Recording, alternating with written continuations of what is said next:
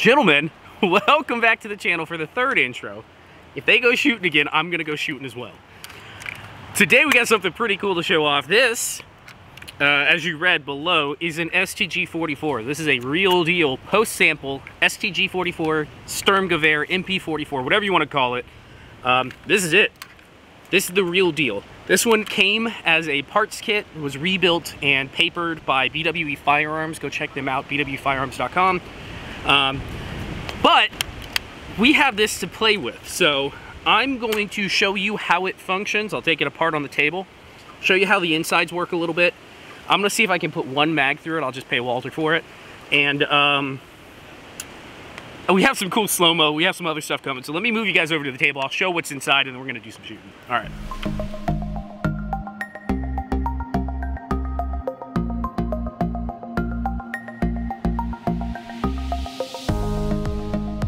All right, so what do we have? We have a 7.92 by 33 Kurtz. That's what this shoots. I want to show off the ammo real quick for anybody that's not aware. This is the grandfather, I'd say, of the intermediate cartridge. The first one of, if not the first, intermediate cartridge designs out there. It was designed to accompany the 8mm Mauser, which is a big, full-powered rifle cartridge. It's a big cartridge. So they came up with this intermediate cartridge design. It obviously, intermediate goes between a machine pistol, so like the MP40 9mm, but it's not quite the same as a full-size 8mm. So the idea was, obviously, you know, saves weight, saves space. There, you don't have to machine. There's not as much raw material being used, less powder.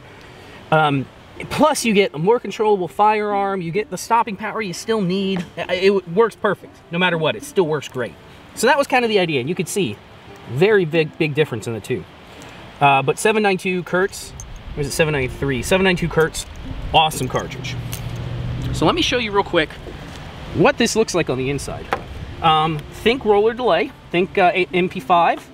You'll see some similarities here. There's a push pin in the back that you push across and hold. The spring is not captive and it will just shoot out the back. So hold on to it as you let it go so it doesn't come flying off. There's your buttstock. There's your recoil spring. And then out the back, slides your bolt and carrier.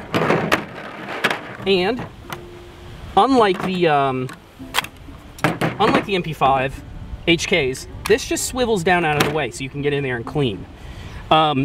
The trigger mechanism, I can't really show you guys any good video of it, but the trigger mechanism is like a clock. It's like a Swiss clock. It's absolutely nuts in here. There are some interesting videos showing how the fire mechanism works. I would go watch that if I were you, if you want to see the intricacies of this. Unbelievable, like a clock. Beyond that, though, the upper section is very simple. It's a falling, I guess you would call it a falling block design or a lifting block. So as this comes in, it will fall backwards like that, and this engagement point here drops into the bolt or into the receiver and locks.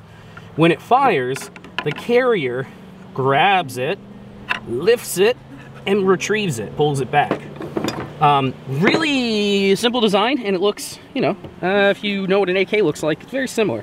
Handguard's really cool. This handguard just comes right off.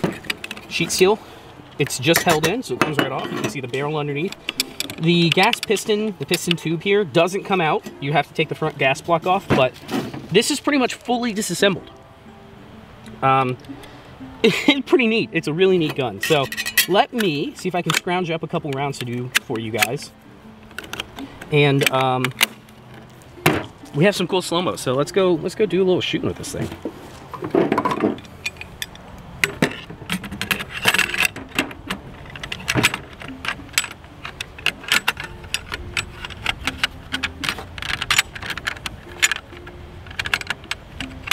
Getting that piston in is the hardest part.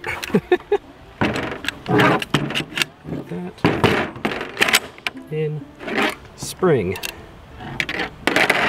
up, spring in, buttstock on, like that. There we go. Hold it in place. Pin goes through. And ready to shoot.